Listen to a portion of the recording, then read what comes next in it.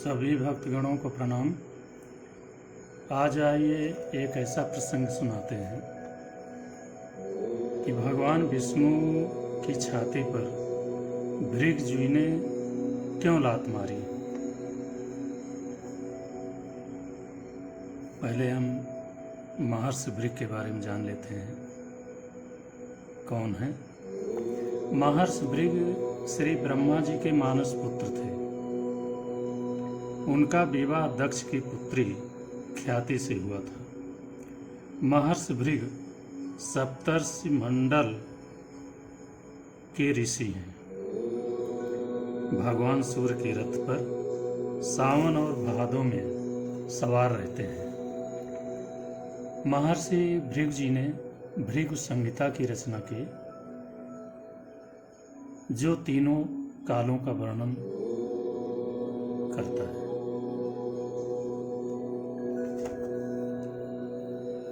एक समय की बात है कि सरस्वती नदी के तट पर ऋषि मुनि इकट्ठा हुए और इस विषय पर चर्चा छिड़ गई कि ब्रह्मा जी, शिव जी और श्री विष्णु जी में कौन सबसे बड़ा और श्रेष्ठ है। काफी बहस हुई आपस में, परंतु कोई निष्कर्ष ना निकला। तो सभी ऋषियों और मुनियों ने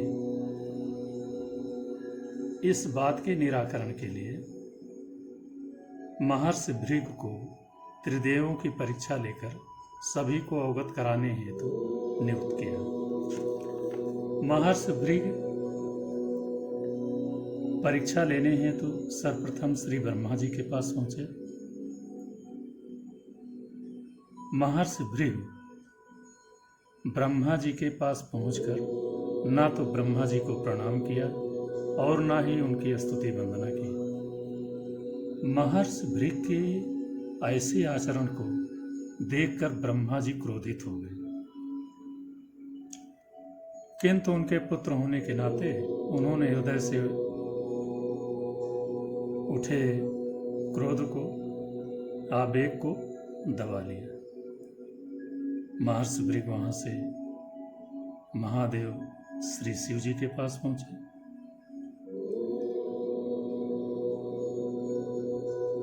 नंदी को उन्होंने कहा कि जाकर के भगवान शिव को बताए कि हम आए हैं, इसकी सूचना दे। नंदी ने इनकार कर दिया कि हम जाएंगे तो भगवान शिव क्रोधित हो जाएंगे, मैं नहीं जाऊंगा।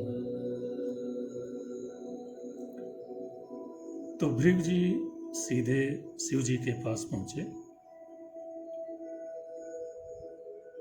और कहा कि ऋषियों मुनियों को आने के लिए शिव जी के दरवाजे हमेशा खुले रहते हैं। जब शिव जी का ध्यान टूटा तो उन्होंने देखा कि महर्षि भृगु आए हैं, तो उनको आलिंगन करने के लिए उठे। महर्षि भृगु की ओर चले तो भृगु जी क्रोधित होकर के कहा कि आप जो है वेदों और धर्म की मर्यादा का उल्लंघन कर पापियों, अधर्मियों, दुष्टों को आप मनचाहा वरदान देते रहते हैं। आप आलिंगन के योग्य नहीं हैं। आपकी करनी से सृष्टि में संकट पैदा हो जाता है, इसलिए आपका आलिंगन स्वीकार नहीं करूंगा। उनकी बात सुनकर भगवान शिव जी क्रोधित हो गए, बहुत क्रोधित हो गए। उन्हें मारने हेतु त्रिशूल उठा लिया। जैसे ही उन्हें मारना चाहा तो माता सती आ गई। उन्होंने बड़ा अनुनय विनय किया और कहा कि आप शांत हो जाइए। फिर भगवान शिव जी शांत हो गए। भृगु जी वहां से सीधे वैकुंठ लोक गए।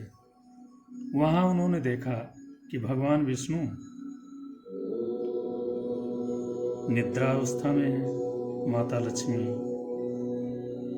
बैठी हैं महर्षि भृगु पहुँचते ही विष्णु भगवान के वक्षस्थल पर तेज से लात मारी।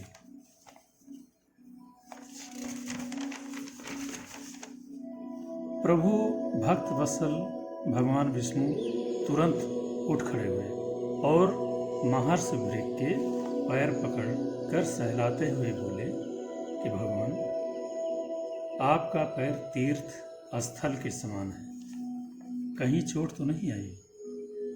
आइए आसन पर विराजिए। प्रभु, आपके आगमन की सूचना मुझे नहीं थी, इसलिए गलती हो गई, आपका हम कोई स्वागत न कर सके। आइए विराजिए। महर्षि, आपके चरणों के स्पर्श से मैं धन्य हो गया। भक्त वत्सल भगवान विष्णु का ये वचन और व्यवहार देखकर महर्षि भृगु की आंखों में आंसू आ गए। वहां से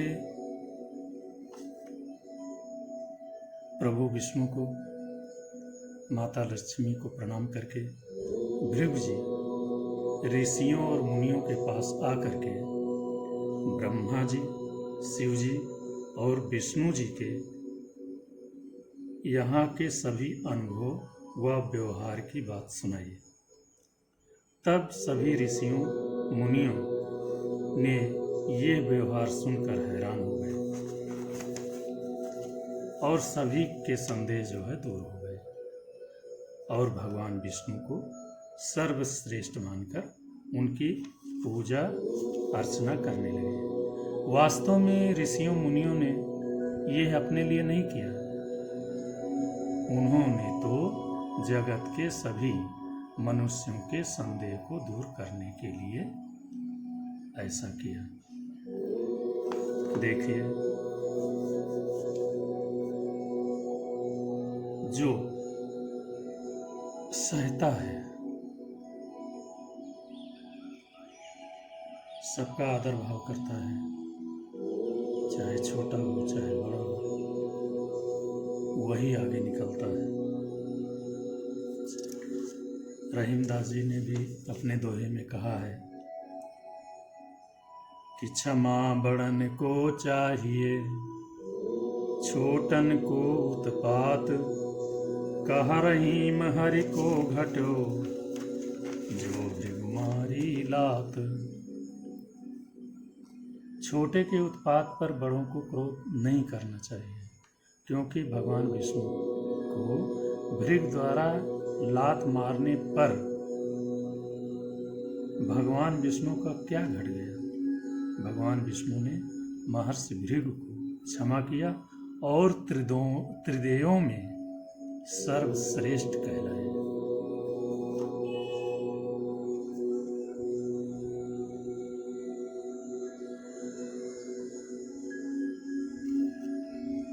ये कथा और प्रसंग यदि आपको अच्छा लगा हो तो आप प्लीज़ शेयर करिए, सभी को कमेंट करिए और लाइक करिए। सभी भक्तगणों को प्रणाम। बोलो विष्णु भगवान की जय।